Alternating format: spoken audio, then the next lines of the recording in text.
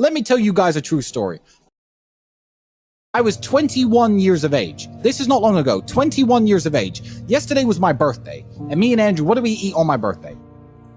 KFC. Why did we eat KFC? Because when I was 21, me and Andrew used to have no food. I used to drive my broken Volkswagen Golf to the KFC restaurant in Dunstable, United Kingdom. And I used to sit in my car.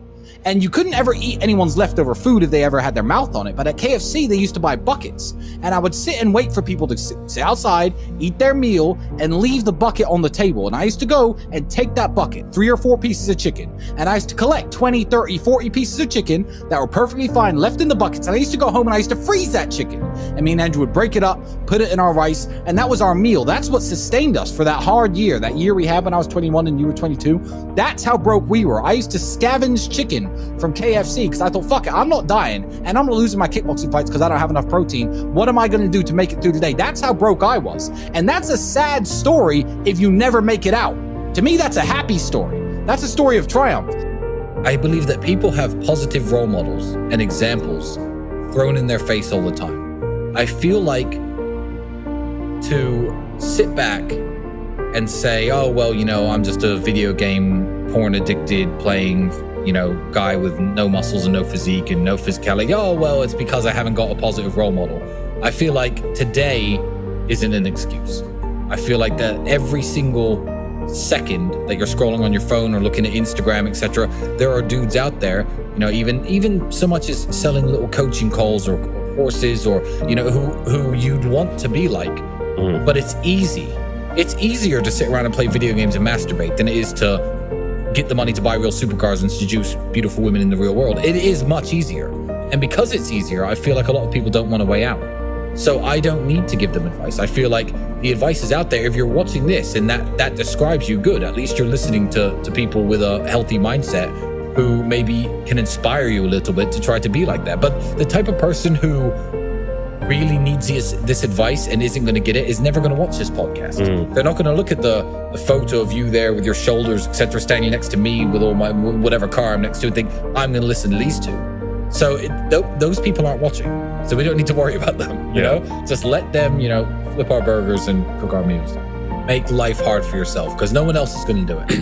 No one else. I'm certainly not going to come into your room at 7:30 and kick your door down and say, it's time to get your life in order.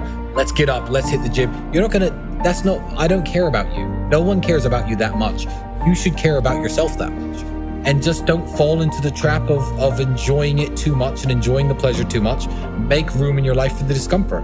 When you're looking at a chessboard, sometimes you have to sacrifice pieces to continue your position going with. The advice I have for people who are too shy to put themselves out there, too shy to approach women, too shy to, you know, try to pitch a business deal to somebody important, then good, have fun staying poor and lonely. You know, because it's especially when you're young, it's not easy. And it does take some balls. But just go and do it anyway. You know, the worst that people can do is say no. If you can't watch people like us, if you're watching this podcast and think I need to do something and you're a procrastinator, good. I don't care. Have fun staying broke. Because like you said, I need someone to wash my cars. I need people like you. So not everyone can make it to the top and there's no help for those people who can't motivate themselves. If you can't pay your bills, you know, it's hard to pay your rent, you're eating the crappiest food, you're driving the crappiest car, all the beautiful women in the world don't look at you, you can't afford any nice clothing, and you're sitting around thinking, oh, well, you know, just a few more hours playing Fortnite, then that's your station in life and enjoy it. Okay, you can let this destroy you, which is an option, and people do this all the time, drink themselves to death, I don't know, start cutting themselves, whatever stuff people do to cope with difficult situations. Or you can work 18 hours a day, not let anything distract you and stay focused on the mission so that way you have less time to think about it and you can be sad while you're working. You can be a sad winner or a sad loser. Go and win every day. And one of the most telling points of mine, Andrew's life is at the time he was just fighting. He was training, fighting, bringing in some money that way. I got paid almost peanuts for my fights because I was a much lower level, but I was working. I was working as a salesperson for a company that sold conservatory roof insulation. Okay. Nonsense job. I was bringing home. Yeah, it's in the UK. The company was based in Milton Keynes. Okay. And I was making between 1,000 and 1,500 British pounds every week. I was the company's top salesman. I was working 7 days a week, 12 hours a day. And one of the most telling points in my life, in mine and Andrew's, I guess, origin story, is Andrew turned around to me one day when I got home and he said, you know, bro, I'm just going to start selling for insulated conservatories. I'm going to get your job. We'll combine our money. We'll be on £3,000 a week. It's not bad. I looked at him in the eye. I said, Andrew, you can't accept that job. You can't come work for my company, because once you do, then that's who we're going to be. You've got to think of something better. You do your training, you do your fighting, you're exhausted all day. Take the time, spend the day thinking, researching, and find something better. I'm going to go and make the money. I'm going to make sure that our heads stay above water. And that's one of the most important decisions we ever made.